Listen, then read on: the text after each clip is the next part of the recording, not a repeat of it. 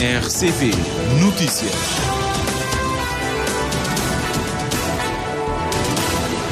Estimado amigo ouvinte da Rádio de Cabo Verde, muito boa tarde, já são 13 horas. Seja bem-vindo ao Jornal desta hora. Vamos conhecer os títulos dos principais assuntos a serem abordados. Santiago ganhará nova estrada asfaltada num troço de 14 km que vai melhorar a ligação entre o sul e o norte da ilha. Corpo encontrado na marina do Mindelo há mais de 10 dias, ainda sem identificação, e nenhuma família reclama desaparecimento de um membro. Um vírus está a atrapalhar a Seleção Nacional de Handebol, que está em estágio em Portugal. Cidadãos da Guiné-Bissau obrigados a pagar em doravante caução de $15 mil para pedirem visto pelos Estados Unidos sem garantia de obtenção. Após a Operação Relâmpago na Venezuela, a doutrina Monroe, rebatizada de doutrina Don Roy, para justificar a expansão da influência norte-americana.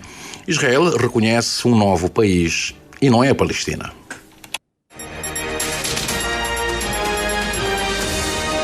Amigo ouvinte da Rádio de Cabo Verde, muito boa tarde. O primeiro-ministro José Luís Correia e Silva deu continuidade hoje às visitas às estradas em construção em Santiago Sul e também Norte, com uma deslocação onde decorrem as obras de reabilitação da estrada que liga Trindade, aqui na praia, a Fontes Almeida e Ribeirão Chiqueiro, em São Domingos. Com a conclusão prevista para o próximo mês de junho, a estrada de quase 14 km, com custo total de 420 mil contos, inclui também vertentes de requalificação urbana e prevenção contra chuvas mais intensas. O Cândamo Uniforte esteve no terreno e tem os detalhes. As obras, cuja primeira fase de 6 meses estava programada para terminar em dezembro de 2025, avançam agora para a segunda fase, com prazo de conclusão marcado para junho próximo, além de proporcionar um acesso alternativo entre Praia e São Domingos e melhorar os acessos às localidades da região, realça o primeiro-ministro Ulisses Correia e Silva. A obra, financiada pelo governo em 420 mil contos, vai potenciar investimentos na indústria, aumentar a resiliência da região face aos eventos climáticos cada vez mais frequentes no país e proporcionar melhores condições de vida às populações locais. Primeiro, para a circulação de pessoas. Portanto, aquilo que nós temos hoje, aquilo que também tem dentro de um futuro próximo, também marca uma grande diferença, porque as estradas asfaltadas, bem protegidas, com sistemas de passagem hidráulica para garantir drenagem, com bom piso, na onde que tem zonas de passagem da comunidade ser feita também a requalificação, portanto passeios, áreas envolventes para melhorar também a vida de pessoas em termos de seu enquadramento urbano dentro de localidades, e não se fala de lugares que têm seu potencial. Desde logo Trindade para o polo industrial que pode bem ser desenvolvido, porque já tem alguma indústria, não tem atividades turísticas que pode ser desenvolvido com muito maior facilidade, porque não tem a melhor circulação, próprio escoamento de produtos agrícolas, de pecuária, tanto conclusão de tudo que ele trouxe de aquele percurso que também de Trindade, Fontes Almeida e Ribeirão Chiqueiro, se fala junho, aquele percurso entre Ribeirão Chiqueiro e Fontes Almeida, não se fala dentro do primeiro trimestre, portanto, se fala até mês de março. Segundo o chefe do governo, a obra abrange a construção de 12 passagens hidráulicas. Ainda hoje, Ulisses Correia e Silva visita a obra de asfaltagem da estrada Fundura-Ribeira da Barca, no concelho de Santa Catarina, que tem uma extensão de mais de 8 km e uma faixa de rodagem de 7 metros. Também o projeto de reabilitação e asfaltagem da estrada que liga Tarrafal e São Miguel, num total de 28 km, e financiamento superior a 1 milhão de contos. O programa de visitas do Primeiro-Ministro começou ontem com deslocações às obras da estrada Calabaceira Cidade Velha Bota Rama e da circular Cidade Velha Bota Rama Salineiro, um investimento do Governo de 230 mil contos. Primeiro-ministro a visitar obras rodoviárias na ilha de Santiago. E num ambiente de solenidade e respeito institucional, a Assembleia Nacional apresentou os cumprimentos de Ano Novo ao Presidente da República. O ato marcou um momento de balanço do funcionamento do Parlamento, de reafirmação dos valores do Estado de Direito Democrático e de apelo à responsabilidade política, num ano particularmente desafiante, marcado por eleições e por grandes desafios nacionais. A Dina Almeida esteve na presidência e tem os pormenores. Durante a mensagem de Ano Novo, o Presidente da Assembleia Nacional fez um balanço positivo do trabalho parlamentar, sublinhando a Assembleia como um espaço de diálogo, debate e diversidade de opiniões. Apesar de não termos conseguido eleger alguns órgãos externos ao Parlamento, mas a verdade seja dita, conseguimos realizar cerca de 90% daquilo que, quando assumimos a Assembleia Nacional, colocámos sobre a mesa como os desiderados principais. Nós conseguimos eleger os cidadãos aos Conselhos Superiores da Magistratura Judicial, o cidadão para o Conselho de Disciplina do Tribunal de Contas, conseguimos entendimento à volta do chamado pacote de justiça, conseguimos fazer um bom trabalho de orientação e fiscalização política do governo, inclusive com uma moção de censura apresentada por um sujeito parlamentar. Portanto, o Parlamento funcionou bem. A democracia saiu reforçada do Parlamento cabo-verdiano. Austelino Correia deixa um alerta para a necessidade de vigilância democrática e responsabilidade coletiva, tendo em conta o atual contexto político. Todos somos apelados a proteger a democracia, a defender a democracia, a defender as instituições da República. Na liberdade, em democracia, sim, mas cumprindo as regras da República. Já o chefe de Estado chama a atenção para os desafios de 2026, ano marcado por eleições legislativas e presidenciais. É fundamental que essas eleições decorram, como sempre, na normalidade, que seja um debate elevado, debate de ideias, não de casos ou de pessoas. É importante que, a partir desse debate, a democracia saia fortalecida. Num contexto internacional marcado por instabilidade, José Maria Neves defende uma postura externa firme, ancorada na defesa dos interesses nacionais. A democracia está sob ataque. Um país pequeno como Cabo Verde deve ser suficientemente inteligente para ter capacidade de leitura dessas mudanças que estão a acontecer e poder encontrar as melhores respostas sempre em defesa dos interesses nacionais. No plano dos desafios nacionais, o Presidente da República reforça a atenção para as mudanças climáticas, as assimetrias regionais e a persistente fragilidade da conectividade entre as ilhas.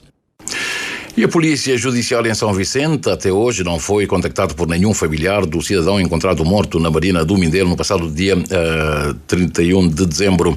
O corpo do indivíduo, que aparenta ter entre 25 a 40 anos de idade, encontra-se na casa mortuária do Hospital Batista de Sousa. A PJ prevê recolher ainda hoje algum material biológico para comparação do DNA, com forma de se chegar a algum familiar deste cidadão, conforme apurou a Rádio de Cabo Verde. Hoje, no passado dia 3 de janeiro, a Polícia Judiciária pediu a colaboração da população de São Vicente para identificar o cadáver do homem que foi encontrado na Marina do Mindelo. A Polícia Judiciária informa que, caso alguém tenha conhecimento do desaparecimento de um homem nos últimos dias ou possua qualquer informação relevante, e que agradece que entre em contacto urgentemente com a instituição. Na Ilha do Sal, também outro desaparecido. Já lá vão 8 dias que não se sabe do paradeiro de um cidadão italiano que foi pescar na zona de Buracona, conforme o Moisés Évora. Apuramos junto da Polícia Nacional que buscas têm sido efetuadas por mar e terra. A tarefa não tem sido, no entanto, fácil para mergulhadores profissionais que não têm conseguido desenvolver com o seu trabalho porque o mar tem estado picado na referida zona. De recordar que no local foram encontrados objetos pertencentes ao cidadão italiano e o carro em que se deslocou de Santa Maria para Buracona. Hoje, 2 ocorrências merecem a nossa atenção. Um acidente na estrada Santa Maria Espargos, envolvendo uma carrinha IAS e uma carrinha de caixa aberta. Houve um choque na parte traseira da carrinha IAS. Algumas pessoas deram entrada no hospital, mas apuramos que não correm perigo de vida. Um segundo caso diz respeito a uma carrinha de caixa aberta que, ao fazer inversão de marcha na cidade de Espargos, foi de encontro ao estabelecimento comercial Navarro. A viatura ficou dentro do estabelecimento após partir grande parte do vidro. Os responsáveis dizem-se preocupados com o capítulo segurança, uma vez que a reparação deverá levar algum tempo. E está concluída a Operação Natal e Ano Novo em segurança da Polícia Nacional na região de Santiago Sul e Baio, mas também noutros pontos do país. Foram 20 dias durante os quais 4 dezenas de elementos da corporação estiveram em campo em Santiago Sul e Baio, numa operação que resultou na apreensão de mais 40 viaturas, entre particulares e também do Estado, e na aplicação de multas que ultrapassaram os 2 bilhões de escudos. Números revelados hoje pelo comandante da região, o comissário José Luís Pereira. Relativamente à situação de trânsito, foram fiscalizadas 1.578 veículos, entre veículos particulares, serviço público e veículos do Estado. Foram apreendidas 49 veículos por transgressões diversas, 52 documentos apreendidos. Foram aplicadas 264 coimas no valor total de 2.645.000 escudos. Quanto a acidentes de viação, foram registrados alguns, mas sem gravidade. O comércio também esteve na beira da Polícia Nacional, que passou a pente fino centenas de estabelecimentos. A nível de fiscalização comercial, foram fiscalizadas 331 estabelecimentos comerciais, entre os quais 9 foram encontradas em situação de irregularidades e foram levantadas 9 autos de contraordenação. Mas também foram advertidas a volta de 10 estabelecimentos comerciais e apreensões de vários produtos relacionados com a operação direcionada à fiscalização comercial. Na Operação Ano Novo e Natal em Segurança, o Natal e Ano Novo em Segurança, em Santiago Sul e Baio, a Polícia Nacional esteve atenta à ordem pública, tendo mais de 2.000 cidadãos sido revistados da via pública. Alguns, nota o comandante José Luís Pereira, foram encaminhados ao Ministério Público dada a natureza dos crimes em causa. Os crimes referenciam-se a condução sob efeito de álcool, condução ilegal, desobediência qualificada, briga na via pública, posse de estupefacientes, posse de arma branca. Também, durante a operação, foram apreendidas 38 armas brancas e 12 porções de produtos supostamente estupefacientes. Números que marcaram a Operação Natal e Ano Novo em segurança da Polícia Nacional em Santiago Sul e Baio, revelados pelo comandante da região, José Luís Pereira. Ordem pública, comércio e trânsito foram eixos da operação que demorou 20 dias. Em São Vicente, mais de 4.000 pessoas foram abordadas na via pública pela Polícia Nacional, no âmbito do mesmo plano, sendo que 150 pessoas foram conduzidas às unidades policiais para identificação. Houve 54 detenções em flagrante delito relacionados a diversos crimes. No trânsito, registraram-se 68 acidentes sem vítimas mortais e 1.400 viaturas foram fiscalizadas. São dados avançados hoje pelo porta-voz da Polícia Nacional em São Vicente, Elvis Leite. A nível dos testes de alcoolemia realizados, foram realizados cerca de 88, dos quais 13 resultaram em testes positivos, sendo que 6 deles foram autuados por contraordenação e 7 por condução sob efeito do álcool. Em termos das operações setoriais, a nível das fronteiras, tivemos uma circulação a nível de São Vicente cerca de 15.000 pessoas, entre entrados e saídos das fronteiras aéreas, e das fronteiras marítimas cerca de 12.000 pessoas, entre entrados e saídos. Em termos da fiscalização de estrangeiros no território nacional, cerca de 13 pessoas foram encontradas em situação irregular no território nacional. Para as estatísticas da Polícia Nacional, consta ainda o caso dos 3 cidadãos alemães encontrados mortos em Xandalecrim, de um cidadão cabo-verdiano também encontrado sem vida na mesma localidade no dia 1º de janeiro, e o surgimento de um cadáver na Marina do Mindelo no dia 31 de dezembro, cujos familiares ainda não foram identificados. Apesar destas ocorrências sob investigação das autoridades policiais, o comando da Polícia Nacional em São Vicente considera que o plano Natal e fim de ano em segurança decorreu normalmente. Certamente que noutros pontos do país também a polícia fez o balanço, e noutros jornais o amigo ouvinte poderá ter pormenores daquilo que aconteceu noutras paragens do país. E a bancada parlamentar do PAICV considera que o governo falhou redondamente na modernização do setor pesqueiro no país. A posição foi defendida no balanço das jornadas parlamentares que antecedem a primeira sessão plenária de janeiro e em que o PAICV vai interpelar o governo nesta matéria.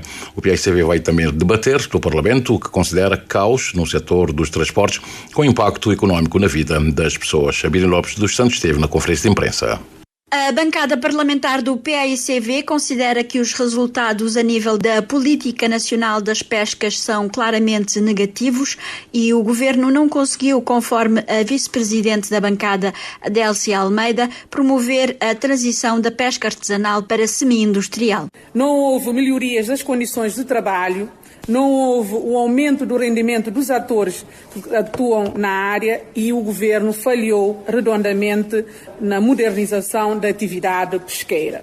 Ao longo destes 10 anos não se construiu as infraestruturas prometidas, os cais, os arrastadouros, os mercados de pescas, as unidades de conservação e transformação do pescado, comprometendo a cadeia de valor das pescas e desperdiçando também o potencial económico que o nosso mar nos traz. As comunidades pescatórias continuam abandonadas, sem apoio técnico, sem financiamento adequado e sem políticas públicas consistentes. O PAICV considera que o governo abandonou um setor que é crucial para a economia nacional, para a segurança alimentar e para a criação do emprego, colocando em risco a sustentabilidade de recursos e o futuro de milhares de famílias que vivem diretamente nas pescas. Também no quesito pescas, a deputada do PAICV defende que o Governo Central tem usurpado funções das autarquias. O setor dos transportes estará em debate no Parlamento com a tutela também por iniciativa do PAICV, que considera se pretende debater questões essenciais nos transportes, como cancelamentos dos voos, a questão da política dos transportes, trazendo a questão das privatizações, da concessão dos transportes marítimos, da privatização dos transportes aéreos e falando também da questão do impacto económico que o caos instalado no setor do transporte tem trazido para a vida das pessoas em Cabo Verde, com rupturas no fornecimento de bens essenciais em algumas ilhas, como é o caso da Ilha da Brava, a nível da sua programação. O seu programa de governo estabeleceu compromissos da década. E um desses compromissos era que nós íamos ter voos constantes, voos estáveis para a nossa diáspora, ligando a nossa diáspora e não só, criando o hub, tomando outras medidas para que esses voos fossem estáveis. Passando 10 anos, o que nós temos é uma mão de nada. O debate com o Ministro dos Transportes acontece já amanhã e a interpelação sobre a Política Nacional das Pescas no dia 9. E o CID considera que os setores dos transportes e das pescas continuam a enfrentar problemas estruturais, desafios profundos e persistentes e defende a necessidade de uma mudança de rumo nas políticas públicas nestas áreas estratégicas.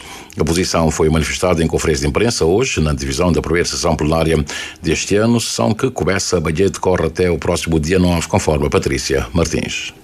Um dos pontos centrais da sessão será o debate com o Ministro dos Transportes, setor que o CID classifica como vital para a coesão territorial, mobilidade dos cidadãos e o desenvolvimento económico do país. O partido sublinha que num país insular como Cabo Verde, os transportes marítimos e aéreos interilhas não são um luxo, mas uma necessidade estratégica, um setor no qual, diz Dora Pires, o governo ainda não conseguiu acertar o passo. Ano após ano, assistimos a irregularidades nas ligações marítimas, cancelamentos frequentes, elevados custos para os cidadãos e empresas, dificuldades na mobilidade de pessoas e mercadorias e ausência de previsibilidade tanto no transporte aéreo como marítimo. As soluções apresentadas têm sido muitas vezes reativas, improvisadas e pouco sustentáveis. Existe uma falta de visão estratégica integrada que não não encara os transportes como um serviço público essencial.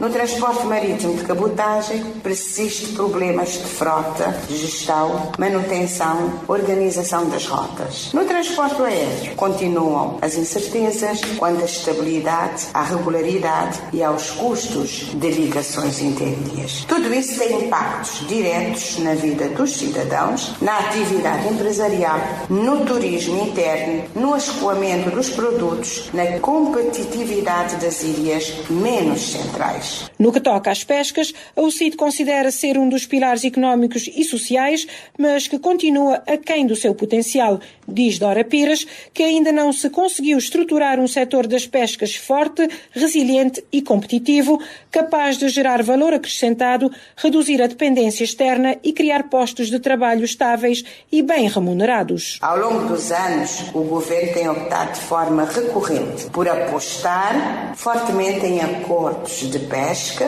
com países terceiros e com a União Europeia, em vez de criar condições estruturais para fortalecimento da pesca nacional. O resultado é visível. Frotas nacionais frágeis, pescadores com rendimentos instáveis, fraca transformação do pescado, escassez da industrialização e limitado impacto no setor da economia nacional. O Governo vem anunciando programas, projetos, iniciativas que na prática têm funcionado como simulações da política pública do que como soluções estruturantes. Antevisão da UCIT para a primeira sessão plenária de janeiro que começa amanhã. E para resolver os problemas dos setores aéreos e marítimos, o Movimento pela Democracia, partido que suporta o Governo, diz que estão previstos no orçamento do Estado investimentos públicos de 2.505 bilhões de escudos e 739 bilhões de escudos, respectivamente. No quesito Economia Azul, 220 bilhões de escudos para o setor das pescas, declarações proferidas pela deputada do Grupo Parlamentar do MPD, Elizabeth Évora, no balanço das jornadas parlamentares. A Joana Lopes esteve presente e tem os detalhes. Um dos pontos na agenda da sessão plenária da Assembleia Nacional, que começa amanhã, é o debate com o Ministro do Turismo e Transportes. A deputada eleita pelo Círculo Eleitoral da Boa Vista disse que o Governo está firme a resolver os problemas de conectividade interna. No Orçamento de Estado de 2026 estão previstos investimentos públicos em 2.505 milhões de escudos na conectividade aérea e 739 milhões de escudos em conectividade marítima. Portanto, estamos firmes, com coragem e confiança a resolver os problemas da conectividade interna, mesmo tendo tido um quadro recente com avarias e cancelamentos de voos. A atividade aérea nacional só cresce. O Governo continua a materializar as medidas estruturantes no sentido de estabilizar a operação doméstica, com a aquisição de aeronaves e certificação da Companhia Aérea Linhas Aéreas de Cabo Verde. A Cabo Verde Aeroportos, detida pela Vinci Aeroportos, a empresa responsável pela gestão das infraestruturas aeroportuárias do país, está a realizar grandes investimentos na modernização, que ascendeu na primeira fase a mais de 80 milhões de euros, trazendo enormes ganhos para a economia cabo-verdiana. Uma interpelação ao Governo sobre as pescas a pedido do PICV também está agendada. A deputada Elizabeth Évora fala de um governo próximo das comunidades pesqueiras e anuncia investimentos em todo o território nacional. No quadro da interpelação ao Governo sobre a Política Nacional das Pescas em Cabo Verde, também o Governo vem adotando uma relação de proximidade na identificação dos problemas e propostas de soluções através de uma abordagem participativa juntos com as comunidades pescatórias em todas as ilhas. Como já disse no Orçamento de Estado de 2026, para a Economia Azul há um conjunto de infraestruturas que vão ser realizadas com o setor das pescas, com uma dotação orçamental de cerca de 220 milhões de escudos. Isto com vista ao reforço da fiscalização e controle das atividades da pesca, garantir a segurança e melhoria das condições de vida nas comunidades pescatórias e também a capacitação dos recursos. Terminou a sua intervenção pedindo coerência e uma reflexão à volta do que queremos para o país, para que possamos enfrentar os vários desafios que requerem responsabilidade, confiança e liderança. Mudamos agora o lema para o desporto. É que a Câmara Municipal de São Filipe já fez o pagamento da primeira tranche dos subsídios aos clubes de futebol da primeira e da segunda divisões. A Câmara local aproveitou a ocasião para anunciar a intenção de promover um fórum desportivo para debater o futuro do setor no município. Anabela Varela tem os detalhes. A Câmara de São Filipe entregou a primeira tranche dos subsídios anuais aos clubes de futebol do município. Os clubes do primeiro escalão têm direito a 100 mil escudos, os do segundo a 75 mil, montantes pagos em 2 tranches. A Associação Regional de Futebol recebeu igualmente a primeira metade do subsídio anual, fixado em 150 mil escudos. Durante a entrega, o presidente da Câmara, Nuías Silva, anunciou a intenção de realizar um fórum desportivo com a participação de clubes, escolinhas de iniciação, atletas e outros agentes. A proposta surge na sequência de vários pedidos para a realização de uma gala do desporto, mas o presidente considera necessário um debate amplo sobre todas as modalidades, com a maior participação possível das associações. É uma oportunidade incrível de não pensar desporto na fogo. Nunca se fala só de futebol, mas é claro que futebol te ocupa mais de 70% de discussão daquele fórum. Mas não se fala de tudo que é desportista, de toda a área, então não fala com todas as associações, com todas as federações, para não fazer provavelmente ainda no mês de janeiro ou no mês de fevereiro. Um fórum que deve servir também para definir as prioridades de investimento da Câmara no desporto e permitir às associações obter um feedback dos clubes sobre os apoios a atribuir. Durante o encontro, a Associação Regional de Futebol do Fogo pediu à Câmara que pressione a empresa responsável pelas obras do estádio 5 de Julho para acelerar a conclusão e assim minimizar os prejuízos. O edil não quis se comprometer em fixar prazos, mas afirmou que 2026 será um ano importante para as infraestruturas desportivas da ilha. Estar 5 de julho já ultrapassa tudo aquilo que é o razoável para ser entregue. Mas isso depende de coisa? Depende de um conjunto de fatores. É que está depende de Câmara, nem de dinheiro de Câmara. Não, se fosse para dinheiro, estar 5 de julho terminava amanhã. Agora, isso depende de o quê? Problema de mão de obra, de pessoas. Porque tem pessoas para trabalho. Problemas de empreiteiros. Problemas de inertes. Problema de transporte, por exemplo, nessa questão de estruturas que em Santa Franhosa, nós tudo coisa tem que vir de praia ou de Portugal. Então, se Lídia não tem um compromisso de leve, se está fazendo reunião assim, semanal para acompanhar, não está espera, mas mesmo com aquele parte que cai, que se está levantado uma bancada nova, mesmo com aquele parte acusado, mas provavelmente na mês de abril, na festa São Filipe, mas não está tendo nosso estádio 5 de julho. A Câmara pediu aos clubes que apresentem rapidamente os justificativos para que daqui a um mês possa ser paga a segunda e última tranche dos subsídios. E um vírus está a perturbar os estágios da Seleção Nacional de Handebol em Anadia, Portugal. Nos últimos dias, pelo menos 2 jogadores foram afetados. É o que avança o selecionador nacional, Lubomir Obradovic, em declarações exclusivas à rádio de Cabo Verde. Temos um problema com qualquer vírus. Para 2 jogadores, um jogador já recuperou hoje, outro jogador está no hospital. Penso que não apanhamos todos, porque durante a noite é bastante frio, no pavilhão é bastante frio, e por isso temos cuidado, mesmo cuidado. O selecionador nacional diz recear que a situação venha a afetar outros elementos da equipa. Lubomir Obradovic não sabe dizer ainda de que vírus se trata. Não sei o que é, mas isso é mais ou menos 2, 3 dias cada jogador, e isso é mal. E espero que não perdemos jogadores sobre isso. Depois disso tudo, seguro que é jogador fraco no corpo e precisa mesmo para recuperar e entrar no ritmo que temos. Vamos ver se não continua isso. Claro, é jogadores importantes, se cada treino se falta no treino, nota-se normal. E tem receio que esta situação possa agravar-se e venha a atrapalhar ainda mais o seu plano de trabalho para esses dias? Esperamos isso. Tenho medo pouco sobre este vírus, tenho pouco medo, mas é como é. Não podemos mudar agora nada, temos que continuar a trabalhar e esperar que ninguém mais, jogador, não vá para o hospital. Os receios do selecionador nacional de handball, Obradovic, diz ter 2 jogadores debilitados e espera que não venha a ter mais atletas afetados.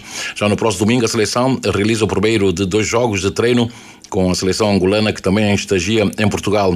A Rádio de Cabo Verde contactou a Federação Cabo-Verdiana de Handball para ter mais pormenores acerca da saúde dos jogadores. A presidente, Ângela Almeida, garante já ter o diagnóstico da situação. É gripe A, infelizmente antes de ontem eles deram um teste, deram negativo, e alguns atletas estiveram constipados, que é normal às vezes depois do treino, e estão a ser orientados também pelo médico que temos ali. E hoje foi detectado um dos nossos atletas, desde ontem à noite, um bocadinho mal, mas foi ao hospital, fez teste, deu positivo, gripe A, já está isolado a fazer tratamento, mas é só ele. Os outros estão todos sem sintomas, não têm sintomas, estão em cuidados também, estão sob controle. E faltam 15 dias para o início do Campeonato Africano de Handball Sénior masculino, que vai acontecer em Kigali, capital do Ruanda. Cabo Verde está no grupo D, com Marrocos, Congo e também Benin. O primeiro jogo da equipa nacional no CAN será no próximo dia 21 e frente ao Congo.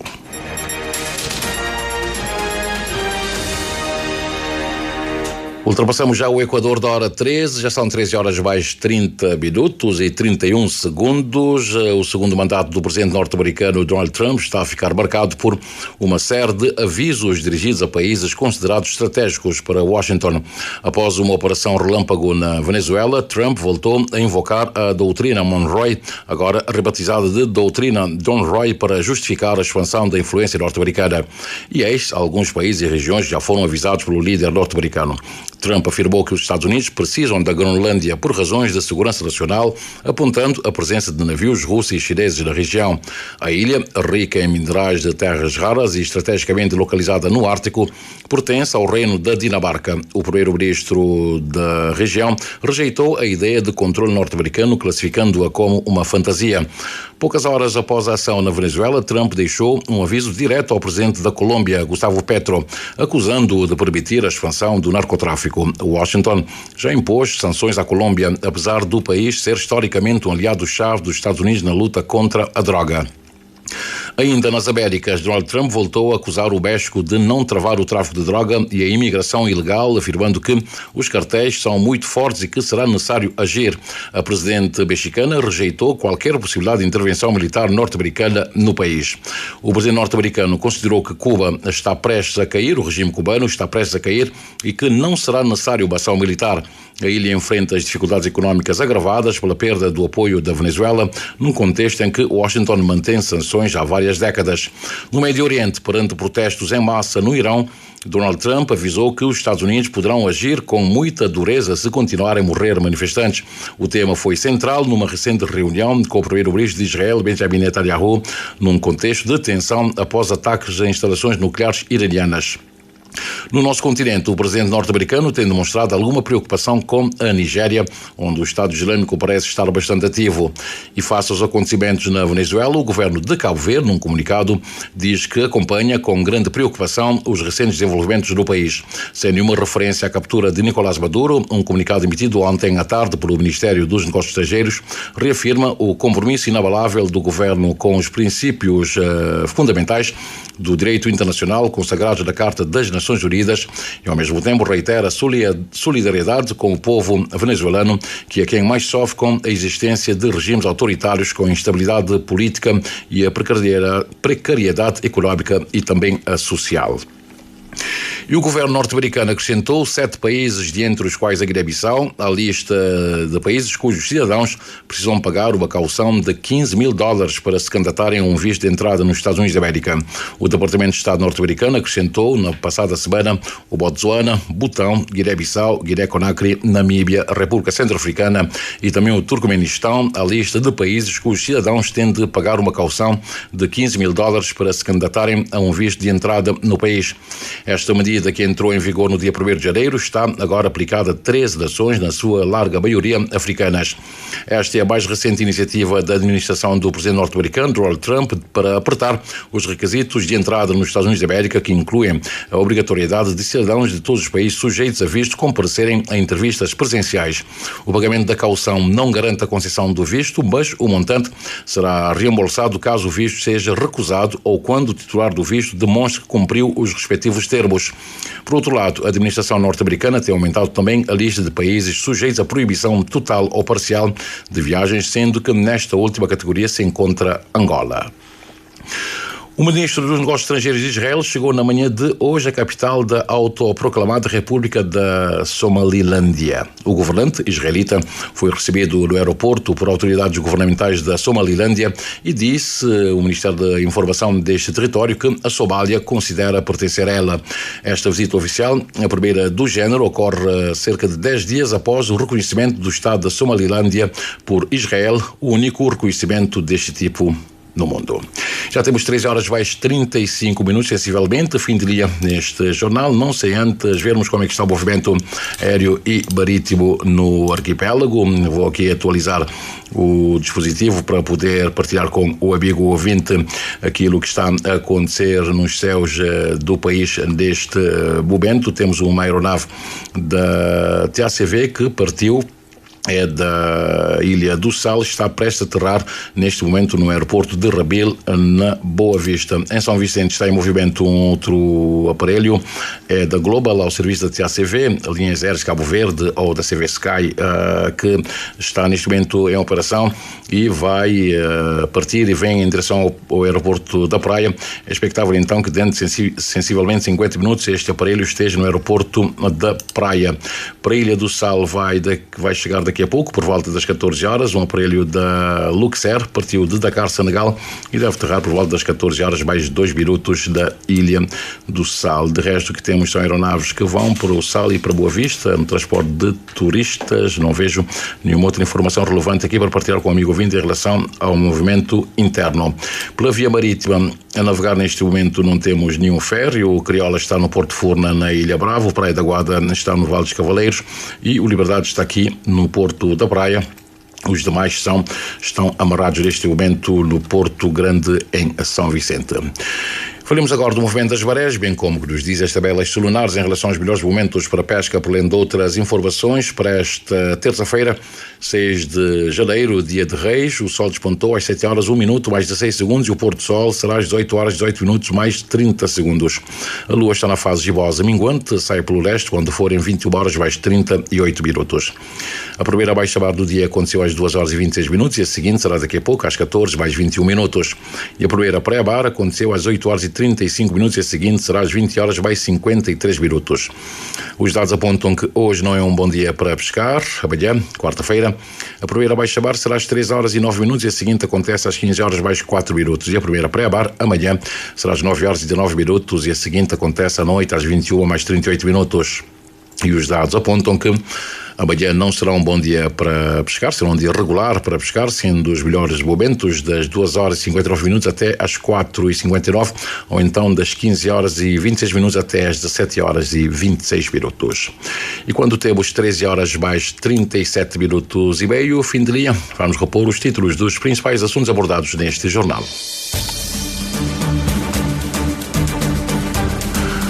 Dissemos que Santiago vai ganhar uma nova estrada asfaltada, um troço de 14 km que vai melhorar a ligação entre o sul e o norte da ilha. Corpo encontrado na Maria do Mindelo há mais de 10 dias, ainda sem identificação, e nenhuma família reclama desaparecimento de um membro. Um vírus está a atrapalhar a Seleção Nacional de Handebol, que estagia em Portugal, e cidadãos da Guiné-Bissau obrigados a pagarem doravante caução de $15 mil para pedirem visto pelos Estados Unidos, sem garantia de obtenção. Após a Operação Relâmpago na Venezuela, a doutrina Monroe, rebatizada doutrina Don Roy, para justificar a expansão da influência norte-americana. Israel reconhece um novo país, e não é a Palestina, conforme dissemos aqui, é a Somalilândia. E a Somália diz que a Somalilândia é parte da Somália. Boa tarde.